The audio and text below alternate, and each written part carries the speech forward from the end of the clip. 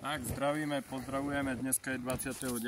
januára 2024 a spravíme snehovú sondáž pre Slovenský hydrometeorologický ústav pre pána Faška po snežení, ktoré bolo v Poloninách teraz posledných 5 dní.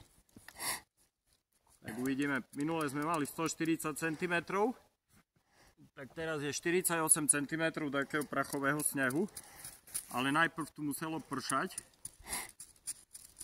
Vtedy minulý týždeň a prerážame ďalšie vrstvy. Nachádzame sa v lokalite medzi Kremencom a Kamennou lúkou. Sme asi 800 metrov od Kremenca.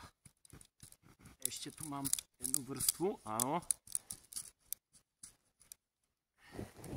A vlastne v tejto chvíli som na zemi, takže nejakých 170 cm 29.